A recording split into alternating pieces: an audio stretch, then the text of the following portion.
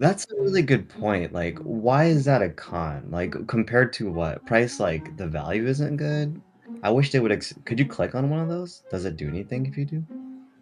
Yeah. Okay. Um, oh, okay. All right. When I see this list, I'm thinking, did it just scrape the internet for like restaurants on TripAdvisor and then just spit this back out? Same with like Yelp, Hmm. and not really have a good ranking system. I'm a product manager who likes to design things, And I'm an engineer who likes to try new toys. and we're going to try to learn AI together. In this video, we're going to test out searching things using Perplexity versus Google. So let's take a look. I feel like Perplexity is something that Google strives to be, but can't because they have all the blue links that they need to serve up below. But Perplexity essentially just takes those sources and allows you to chat with it, which I always find very useful. Otherwise, you have to click on the links, read the thing, and then go back, and maybe you don't get your answer. It's much more conversational with Perplexity than it is with Google, and I do feel like Google is kind of slowly getting there, but it's not quite there yet. Okay, so let's just start with Google. Maybe we'll start on the right side, which is I'm just going to come up with something that could be interesting. I don't know how Google will handle, but let's just say like how do I fix wrist pain from typing on a keyboard? Um, so all right, so they have their AI overview. So it says to fix wrist pain from typing, you utilize a wrist brace, taking breaks to stretch, improve your typing posture. Wow, it has a lot actually here. Um, so definitely a lot of things. Dive deeper in AI mode. I've never seen this before. Um, That's new. but before we get there, let's see. Let's just say risk alignment. I've always heard about risk alignment being a thing. So let's click that. Click that. Wait, what is it doing? It's shown on the right side, the different sources, although it's a little hard to tell why it's toggling between the What is two. it toggling between? It's toggling between two links and then three links. Like which I'm one? not sure. It's not very clear. What is this saying? Uh, Oh, about the source. Okay, where is it? Risk alignment. Okay, this is the link. This is the thing yeah. that is related to that.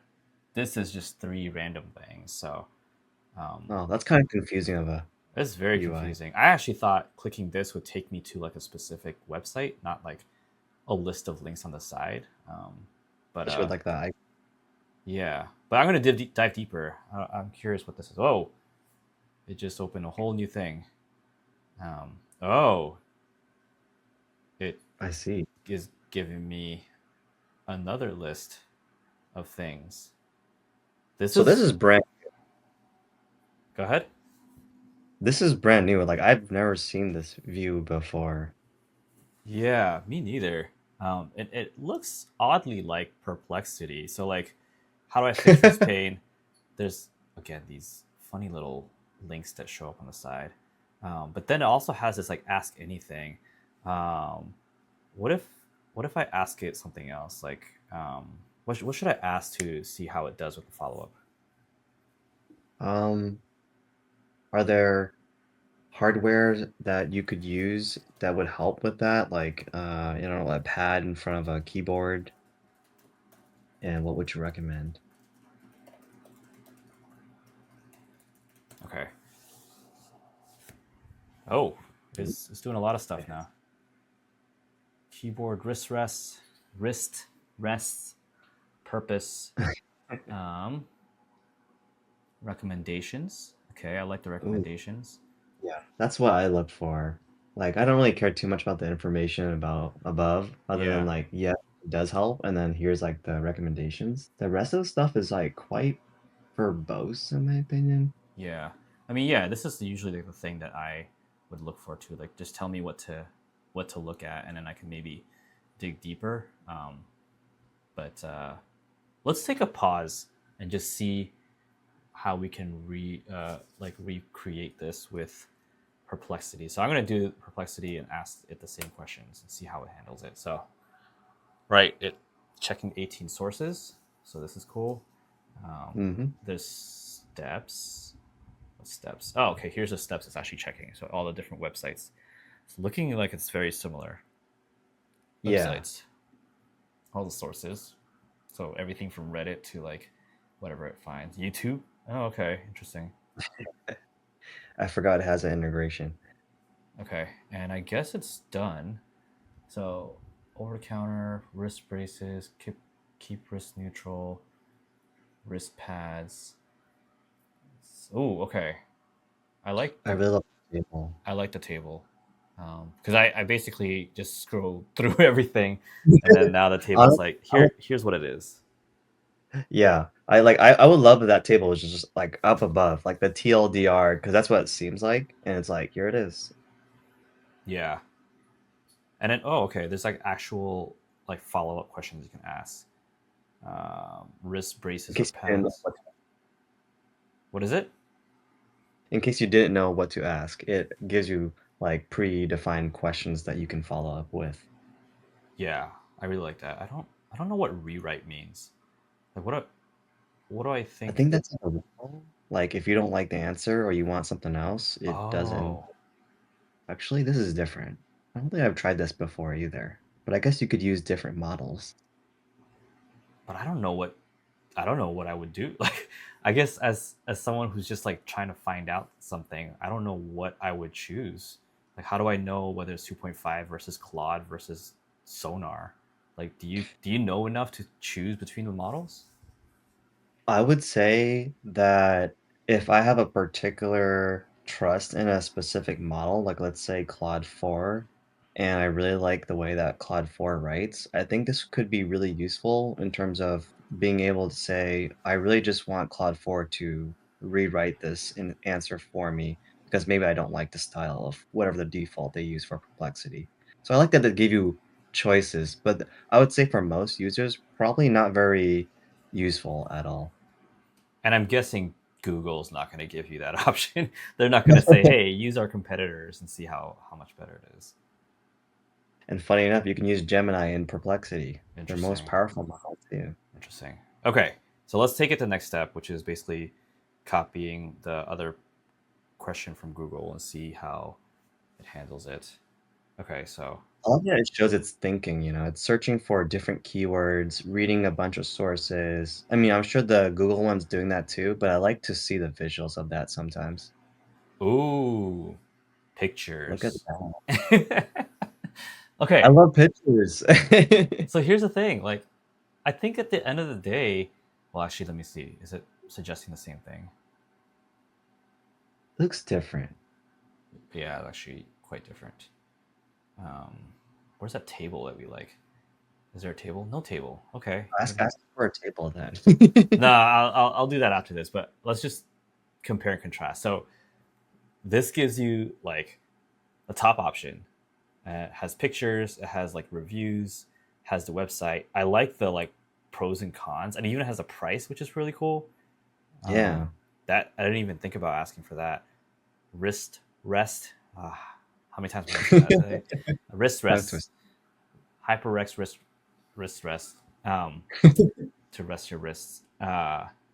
Comfortable quality design price. What is price X? Like I don't know. That's a really good point. Like, why is that a con? Like, compared to what? Price, like, the value isn't good?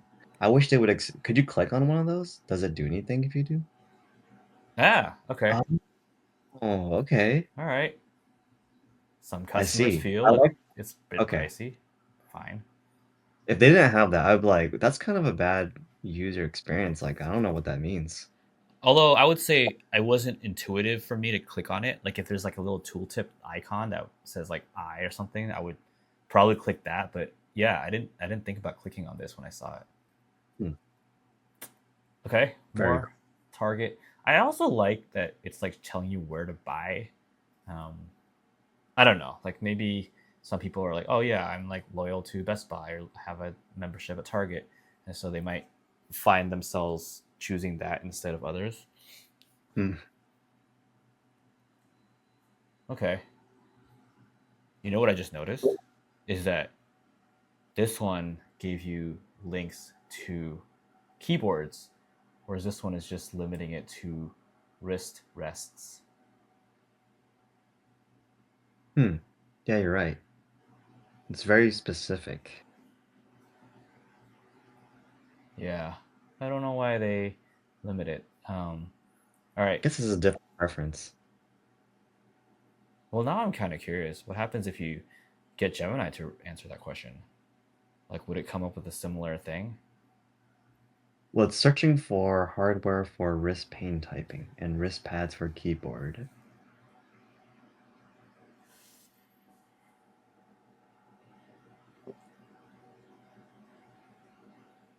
Oh, there you go. You saw that? Whoa, yeah. It's very different. It like covers more things. So it's actually That's telling also you keyboards and wrist brace. yeah, Where's which the Google one does mention about wrist brace, but does not recommend any of them. does it not recommend anything? Not for wrist brace. It shows keyboards and wrist rest.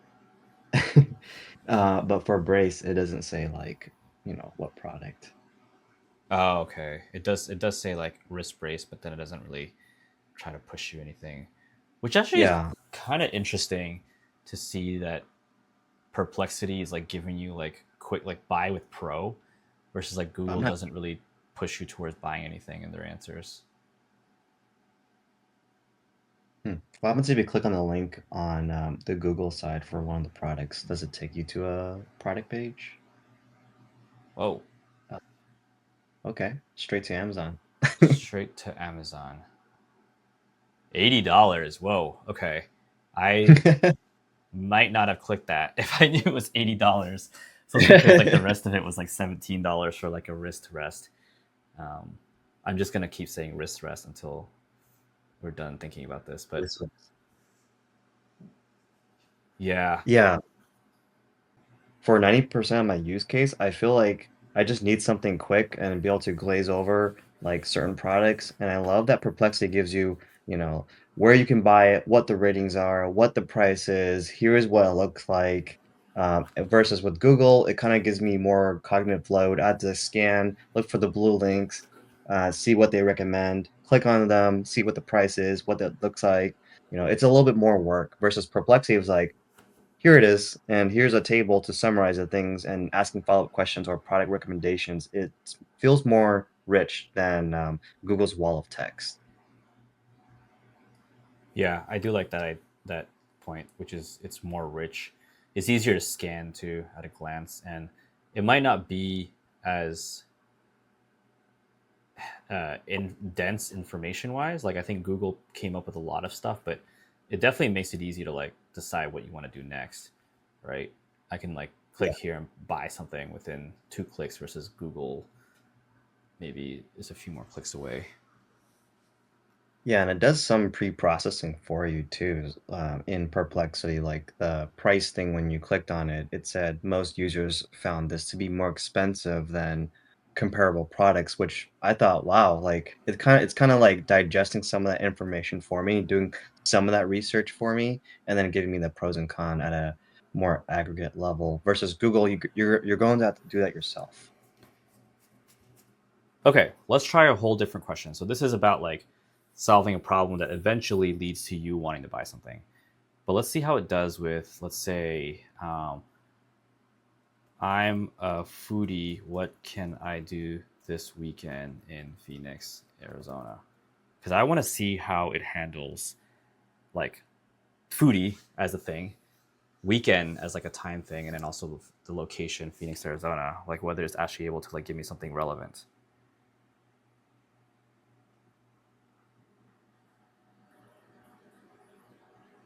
Interesting.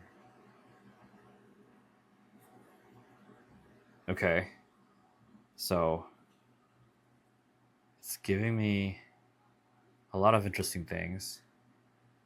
I don't actually know what I'm looking for because I'm not a foodie. So I'm, I'm looking at all these options and thinking, I don't know if this is actually good or not, but maybe you're more of a foodie than me. Like, what do you think of this list? Hmm. I'm mixed. So just looking at this list, I can't tell why it's included in this list. Like a 3.8 star from Yelp. I don't know if that's supposed to be a good thing, if it's because it's popular and having a bad rating really means it's a good thing. But to me, is this is not what I would want as a foodie. I would love to see more aggregation and references to food blogs, say like Eater or Thrillist, or even just random personal blogs where people said this spot is really good, or even like aggregating social cues with Instagram or Reddit or something to support why it's on this list. When I see this list, I'm thinking, did it just scrape the internet for like restaurants on TripAdvisor and then just spit this back out?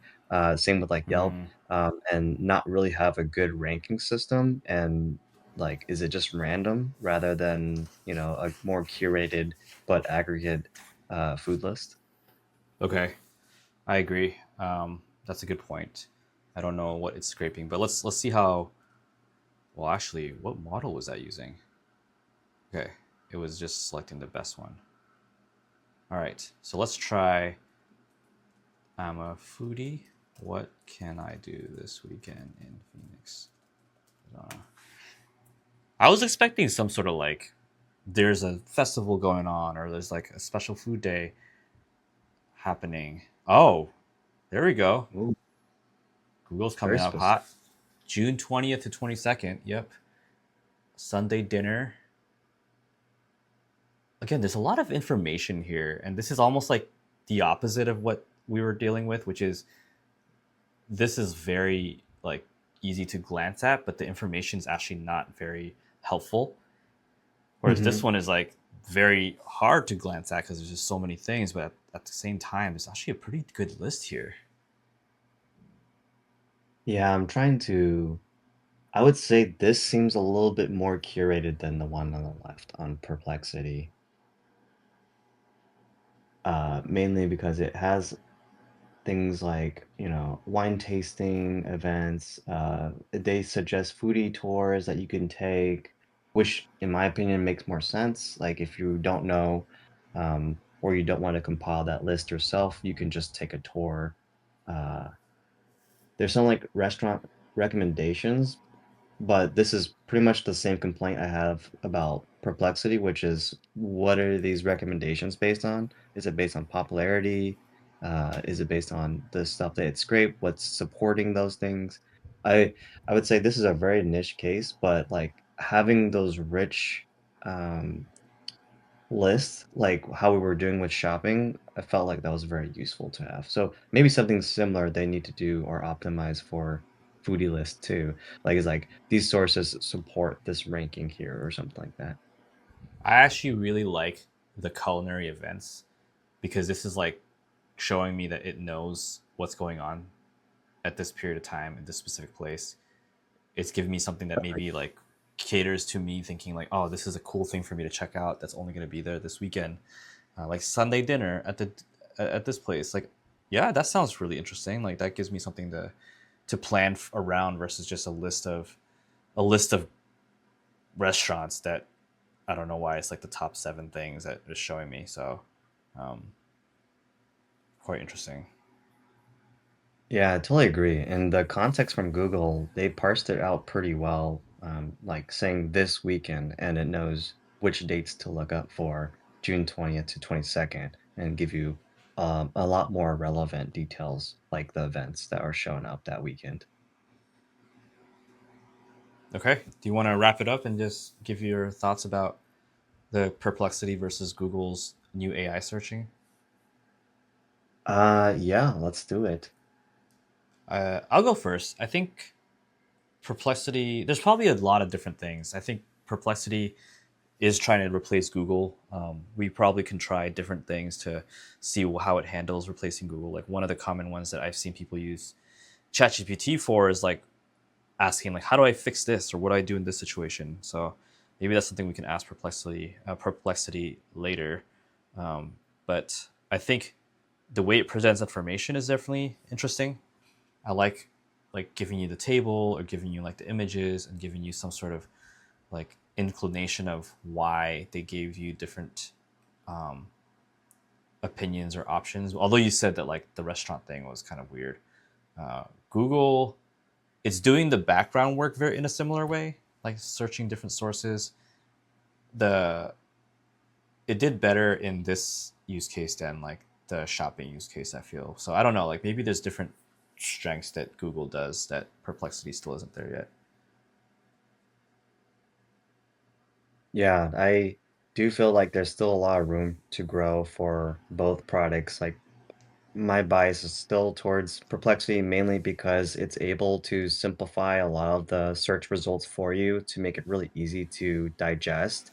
And because of the richer stuff, with like images and being able to search and parse even more information has been really useful. So that's what the one thing I really like Perplexity. Google, I would say the advantage is definitely that they have more access to more information with like their Google Maps, and it does seem like a little bit more intelligent in terms of like context extraction. So you saying this weekend, they already know what dates to search up for and return really relevant information, which I feel like events are a lot more fun, especially for foodies, than say like random list of restaurants. Awesome. Yeah, I'll have to keep trying to play around with Perplexity and Google searching to see which one is the best for different situations. So we'll see which one wins out. We're just a PM and an engineer trying to figure out AI. If you're on the same path, subscribe and learn with us.